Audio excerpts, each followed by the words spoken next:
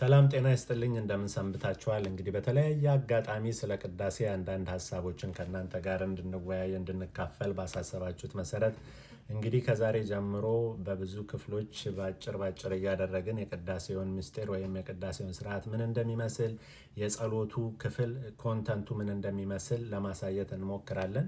እንግዲህ ገና በመግቢያ ላሳስባችሁ የምፈልገው ነገር እኔ አንደኛ የቅዳሴ መምህር አይደለሁም፣ ግን ቤተክርስቲያን ያስተማረችኝን ጥቂቷንም እውቀቴም ቢሆን ልክ እንደዛ እንደ ባለ አንድ መክሊቱ ቀብሬ እንዳላስቀምጥ ያው ብዙዎቻችሁ እየጠየቃችሁኝ ዝም ላለ ማለት የምችላትን ያህል የአቅሜን ለማካፈል ነው እንጂ ብዙ የቅዳሴ መምህራን እንዳሉ ይታወቃል።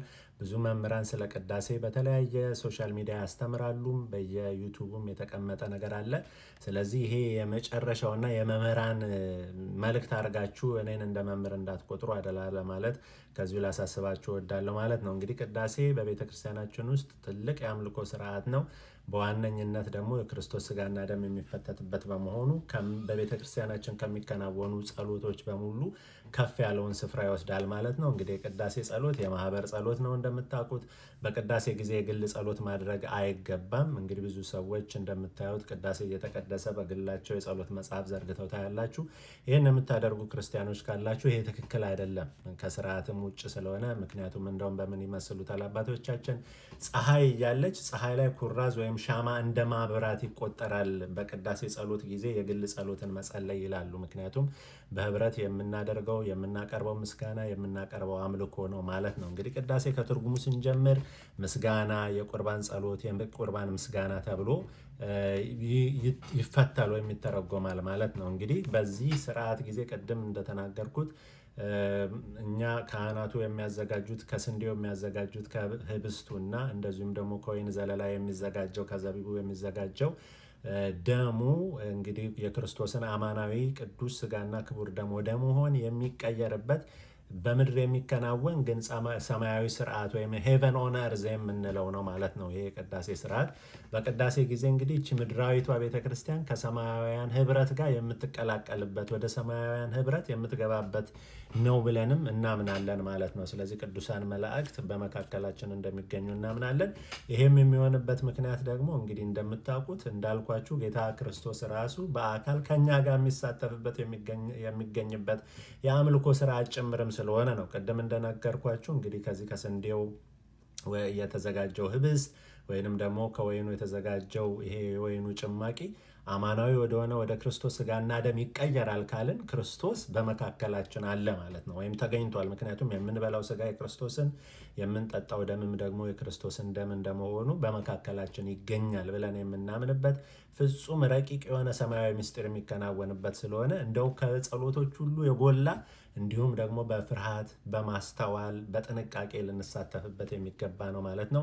የማህበር ጸሎት ነው እንዳልኳቸው የካህናት ድርሻ ብቻ አይደለም። ካህናት የገዛ የራሳቸው ድርሻ አላቸው፣ ዲያቆናትም እንዲሁ፣ ህዝቡም እንደዚሁ። ለዚህ ነው የቅዳሴውን መጽሐፍት በምትመለከቱበት ጊዜ ይካ ይላል ይበል ካህን ማለት ነው። ይዲ ይላል ይበል ዲያቆን ማለት ነው። ይህ ይላል ይበሉ ህዝብ ማለት ነው።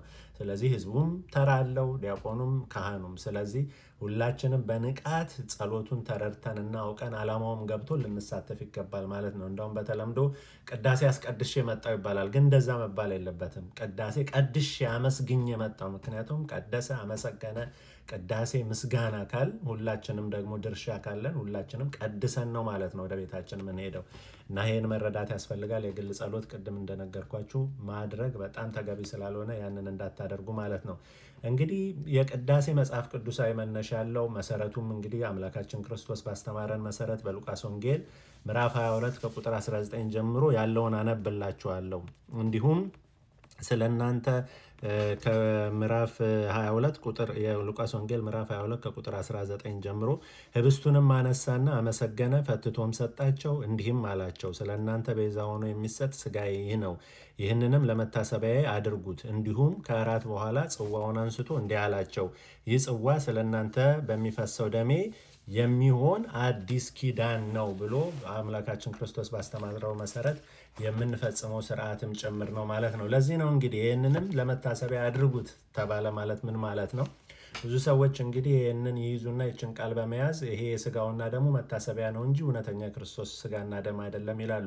የክርስቶስ ስጋና ደም ይሄ ስጋዬ ነው፣ ነገም ደግሞ ስለ ብዙዎች የሚፈሰው ለኃጢአት ማስተስሪያ ደሜ ነው ብሎ ድምድም አድርጎ ጌታ በማያሸማ መልኩ አማናዊ ዘላለማዊ እንደሆነና እውነተኛ የክርስቶስ ስጋና ደም እንደሆነ አስተምሮናል። መታሰቢያ ማለት ምን ማለት ነው?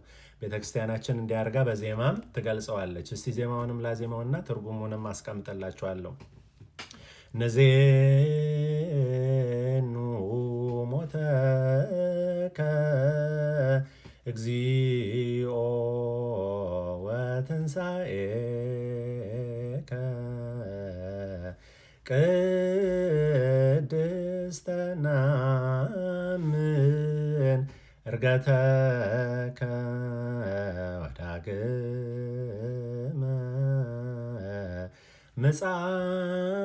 ምጽአተከ ንሴብሐከ ወንተአመነከ ንስእለከ ወናስተበቁዐከ ኦ እግዚእነ ወአምላክነ። ይህም እንግዲህ ወደ አማርኛ ስንፈታው አቤቱ ሞትህን፣ ቅድስት ትንሣኤህንም እንናገራለን፣ ዕርገትህን፣ ዳግመኛም መምጣትህን እናምናለን፣ እናመሰግናለን፣ እናምንሃለንም። ጌታችንና አምላካችን ሆይ እንለምንሃለን፣ እንማልድሃለንም።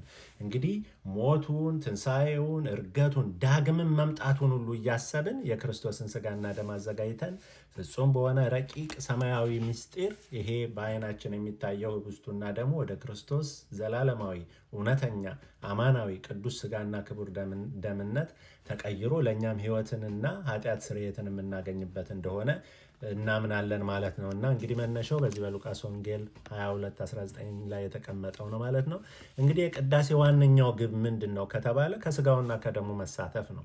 ምክንያቱም እንደምታውቁት የክርስቶስ ስጋና ደም የሙሽራው ክርስቶስና የሙሽራይቱ የቤተ ክርስቲያን የሰርግ ማዕድ ሆኖ የቀረበ እንደውም በኋላ ሀተታውን በቅዳሴው ስርዓት መጽሐፍ ላይ ያለውን ሁሉ አነብላቸዋለሁ። እንግዲህ ሰርግ ሰርጎ በሰርጉ ዕለት ምግብና መጠጥ አድርጎ የራሱን አካል የሚያቀርብ ማን ነው እያለ ይጠይቃል ሊቁ። እና ክርስቶስ የራሱን ስጋና የራሱን ደም ነው መብል መጠጥ አድርጎ የሰጠን ማለት ነው። እና ወደዚህ ማዕድ ስለምንገኝ ፍጹም በሆነ ጥንቃቄ ልንቀርብ ይገባል ማለት ነው።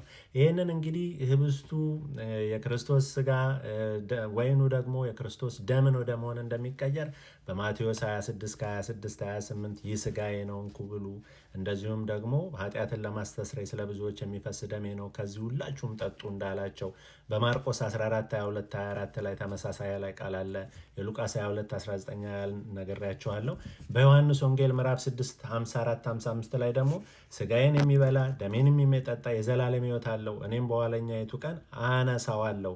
ስጋዬ እውነተኛ መብል ነውና ደሜም እውነተኛ መጠጥ ነውና ስጋዬን የሚበላ ደሜንም የሚጠጣ በእኔ ይኖራል፣ እኔም በእርሱ እኖራለሁ ብሎ አምላካችን ክርስቶስ በማያሻማ ሁኔታ እንግዲህ የዘላለማዊ ሕይወት የምናገኝበት ምስጢር እንደሆነ ገልጾልናል። ስለዚህ እንግዲህ ቅዳሴ የሰማያዊ አምላክ አምልኮ ምሳሌ ነው ብለን እናምናለን። በራእይ መጽሐፍ ምዕራፍ 4 እና 5 ላይ በዝርዝር የተቀመጠ የሰማይ አምልኮ፣ የዕጣን መስዋዕት፣ የመዝሙር ምስጋናና የበጉ አምልኮ የቅዳሴው ስርዓት መንፈሳዊ ምሳሌ ነው ብለን እናምናለን ማለት ነው። ስለዚህ እነዚህን ሁሉ መነሻዎች አድርገን ትልቁ ግቡ ወደ ቅዳሴ የምንመጣበት እንዲሁ ዝም ብሎ ለመሳተፍ አይደለም። እንግዲህ ክርስቲያኖች ይሄ ሊገባን ይገባል።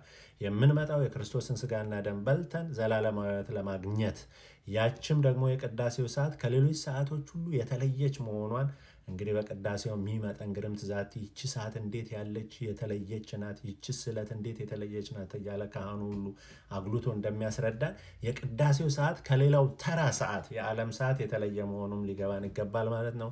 ይህም በማስተዋል እንረዳ። ወደ ቅዳሴ እንገስግስ፣ እናስቀድስ። ማስቀደስ ዝም ብሎ ደርሶ መመለስ ብቻ ሳይሆን ግቡ የክርስቶስ ስጋና ደምን ተቀብሎ የዘላለም ሕይወትን መውረስ ማግኘት የኃጢአት ስርየትን ማግኘት ስለሆነ በንስሐ ተዘጋጅተን ደግሞ ይህን ለማድረግ እንነሳሳ ለማለት ነው። እንግዲህ አይኖ ይሄ ፕላትፎርም ሌላ የጤና ትምህርት ማስተምርበት ነው፣ ግን ሌላ አካውንት ብከፍት ሌላ ኮንፊውዥን እንዳልፈጠር እዚሁ ላይ ሀሳቤን አደርጋለሁ። ይመለከተናል የምትሉ ሰዎች ብታተከተሉት፣ ደግሞ አይመለከተኝም ያላችሁም ደግሞ ልታልፉት ትችላላችሁ ማለት ነው። ስብሐት ለእግዚአብሔር። እግዚአብሔር ከሁላችን ጋር ይሁን። ሰላም ሁኑ።